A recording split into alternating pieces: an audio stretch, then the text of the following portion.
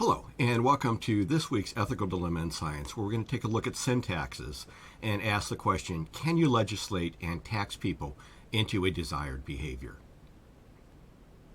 So this week's Ethical Dilemma in Science is based in part on Philadelphia's sweetened beverage tax.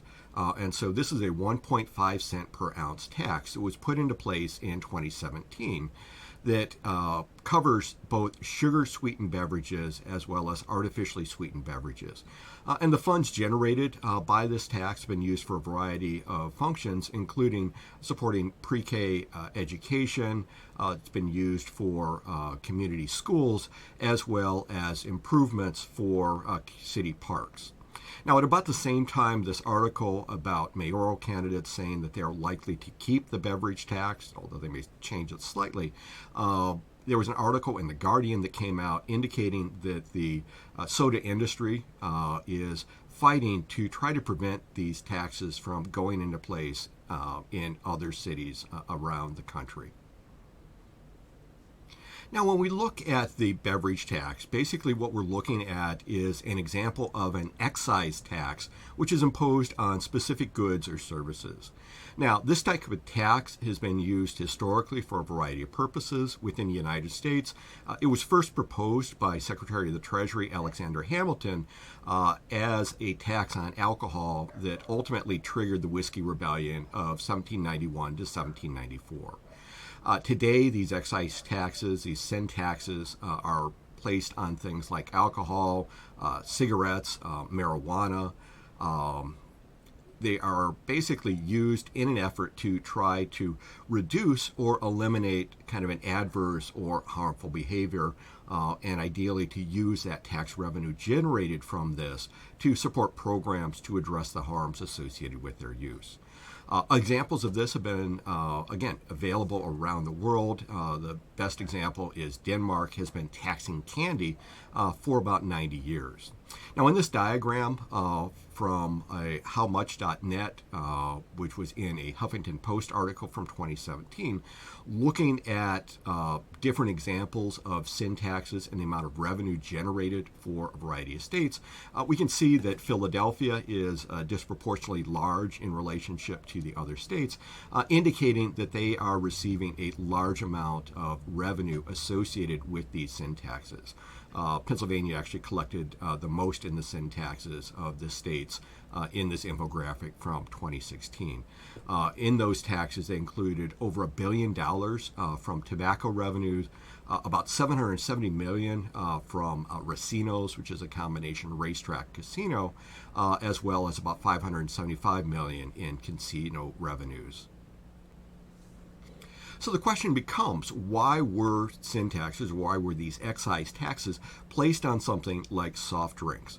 And so there's a lot of solid scientific evidence showing that the effects of excess soft drink consumption is associated with a wide variety of health conditions that are detrimental. Sugary drinks can increase high blood pressure, obesity, and type 2 diabetes, all of which can provide complications for individuals with other diseases or other illnesses as well. So it has a pretty significant impact on the overall health of an individual. So these beverage taxes have been around for about 10 to 15 years within the United States, and they remain fairly divisive. One of the main reasons for that is that there was limited scientific evidence until recently showing that these taxes had effect in changing behavior and promoting health. And a lot of individuals fighting against these types of taxes are arguing that people should have the freedom to choose to pursue a healthy or an unhealthy lifestyle based on their own interest. Most recently, in this article from 2021, looking at 5 U.S. regions, Berkeley, California, Cook County, Illinois, Oakland, California, Philadelphia, Pennsylvania, and Seattle, Washington, they were able to show that there was an overall about 20% reduction in the sweetened beverage demand, basically the purchase of these sweetened beverages. And this was even when taking into account people going across the border and purchasing these beverages in locations without the tax. An article that came out in January of 2023 by an economy student for completing his doctoral degree at the University of Colorado in Boulder, looked at this as well and was able to show that there was, again, a decrease in soda consumption associated with Philadelphia. But he looked further using BMI as an indicator of health.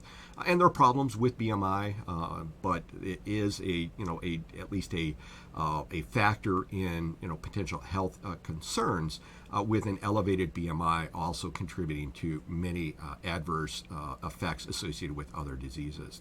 And he was able to show that the BMI is reduced in individuals, starting to be reduced in individuals living in Philadelphia, San Francisco, and Oakland.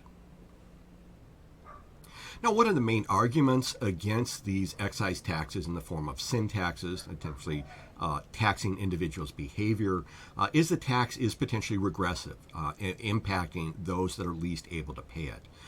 In a study in food policy in 2022, Joan Smith and others examined 3 U.S. cities, the cities of Philadelphia, Seattle, and San Francisco, and were able to demonstrate that these lower income populations pay a higher percentage of their income in these beverage taxes.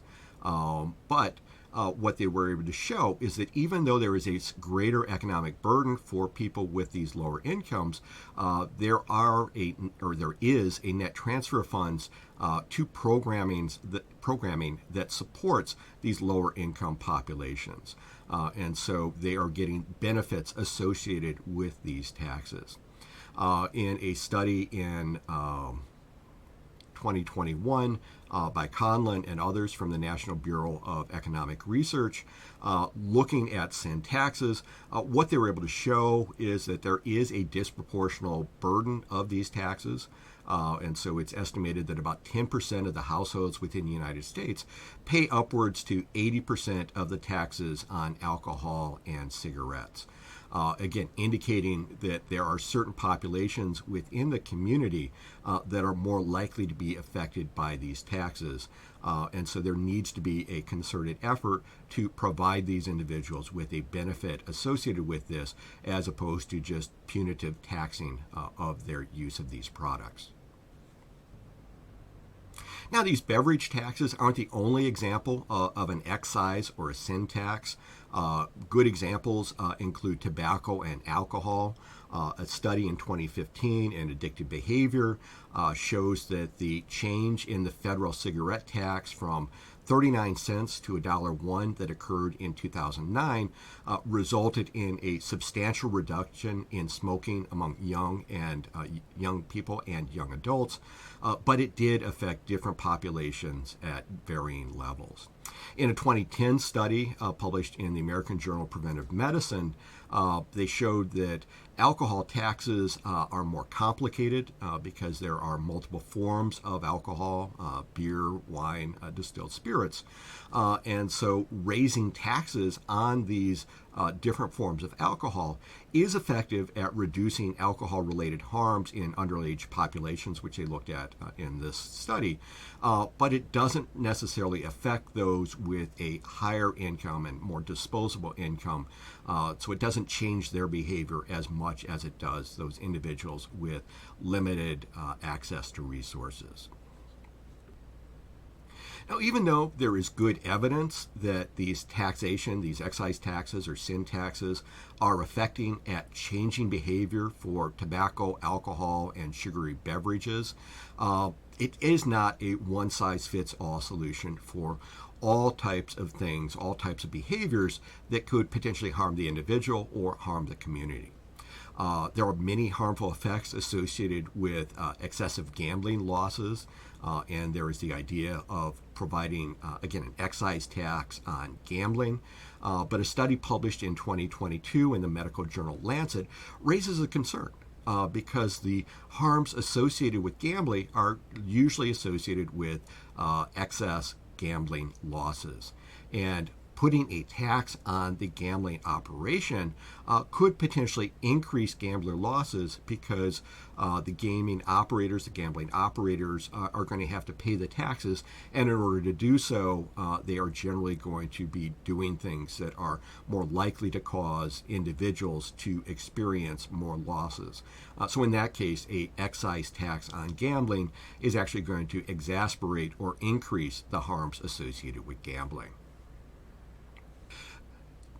So with this background, we want to ask the question, this ethical dilemma in science question, can you legislate and tax people into a desired behavior?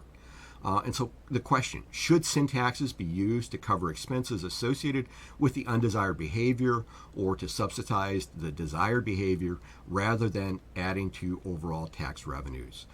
In many cases, the examples showing the benefit of these sin taxes have shown that the funds generated by these taxes have been put back into the community. And so tobacco taxes have been used to support tobacco cessation programs. The beverage tax in Philadelphia is being used to improve early childhood education as well as community parks. But in other areas, some or at least a portion of these taxes is going into the general tax revenue for that municipality and used for a variety of sources. The other question, should sin taxes be expanded to include things like plastic products, gasoline, and meats, which have potentially harmful effects to the environment? Now, gasoline still has an excise tax associated with it. Their federal gasoline excise tax of currently 18.4 cents per gallon, and the funds from that are used for infrastructure products, funding mass transportation, as well as a 1 cent per gallon fee for leaking underground storage tanks and dealing with the problems associated with that. Within Pennsylvania, the state gasoline excise tax is 61 cents per gallon and funds highway and bridge construction, state police highway operations, and other Department of Transportation activities. So the question is, should sin taxes be used to counteract plastic pollution? Should an excise tax be applied to gasoline to offset the carbon dioxide emissions and pollution that is generated by driving an automobile? And then finally, a lot of ecological impact associated with the production of meat. Should there be an excise tax placed on meat to promote healthier behavior and a more sustainable food source?